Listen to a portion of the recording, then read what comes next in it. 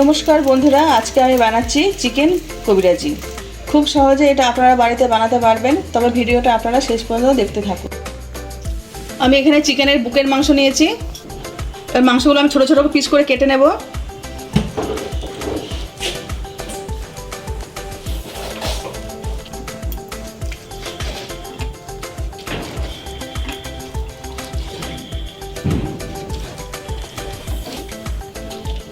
এবার এটা কেটে নেব আমি।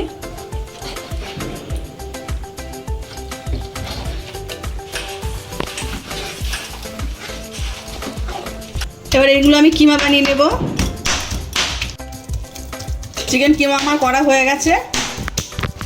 এটা আমি বেশি মিহি কিমা করিনি, একটু গোটা গোটা মাংস আছে। আমি এখানে একটা মশলার পেস্ট বানিয়ে নেব। তার জন্য আমি ধনেপাতা নিয়ে নিয়েছি, আদা নিয়েছি, রসুন নিয়েছি, কাঁচা লঙ্কা নিয়েছি। মিক্সার জারের মধ্যে এগুলো দিয়ে দিচ্ছি। লঙ্কাগুলো আমি ভেঙে দিচ্ছি।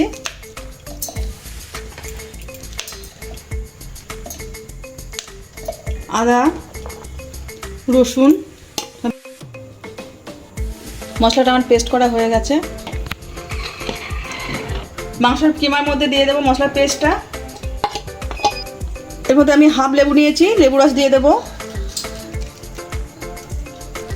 আপনারা এর পরিবর্তে ভিনিগারও দিতে পারেন। স্বাদ মতো নুন দিয়ে দিচ্ছি আমি। হাফ চামচ মতন গোলমরিচ গুঁড়ো দিয়ে দিচ্ছি। এর মধ্যে আমি 2 পিস ব্রেড দিয়ে দিচ্ছি। আমি সাইডগুলো কাটিনি, আপনারা চাইলে সাইডগুলো কেটে দিতে পারেন। এবার সব একসাথে আমি মেখে নেব। ওই মতন গরম মশলা দিয়ে দিচ্ছি, আপনারা চাইলে নাও দিতে পারেন। এবার একসঙ্গে সব মাখিয়ে নেব। আমার এটা মাখানো হয়ে গেছে। আমি এটা 1 ঘন্টার জন্য রেস্টে রেখে দেবো। এখানে আমি 2টো ডিম ফাটিয়ে নিয়েছি। স্বাদ মতো নুন দিয়ে দিচ্ছি। ডিমটা ভালো করে আমি ফাটিয়ে নেব।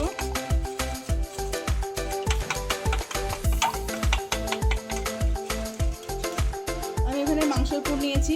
এবার এটা শুকনো ময়দার মধ্যে দিয়ে দেবো, কোট করে নেব। এবার এটা আমি ডিমের গোড়ায় দেবো। এবার এটা আমি ব্রেড ক্রাম্বসের মধ্যে দিয়ে দিচ্ছি। এবার এটা আমি ডিমের গোলার মধ্যে দেব। আমি ডবল কোট করে নিচ্ছি, আপনারা চাইলে সিঙ্গেল কোটও করতে পারেন।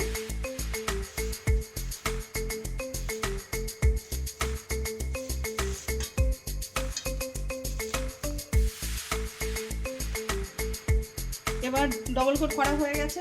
এবার এটা আমি একটু শেপ দিয়ে নেব। এটা আমি ডায়মন্ড শেপ করে দিচ্ছি।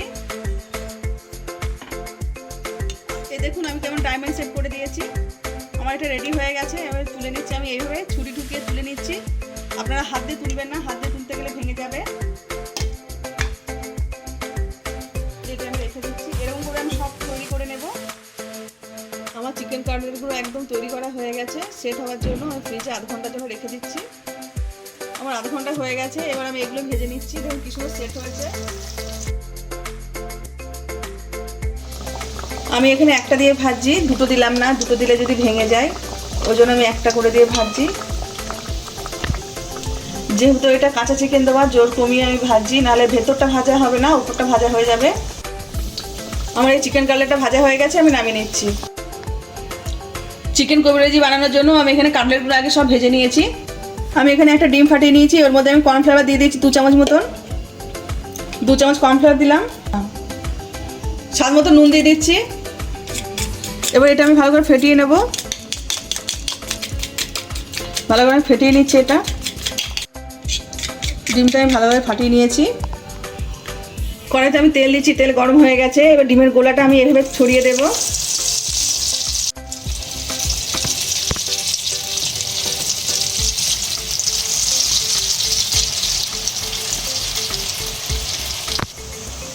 আর ডিম দিয়ে দিয়েছি।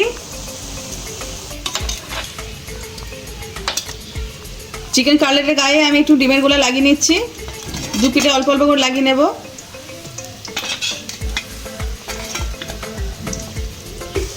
এবার আমি এটা এর মধ্যে দিচ্ছি বসিয়ে।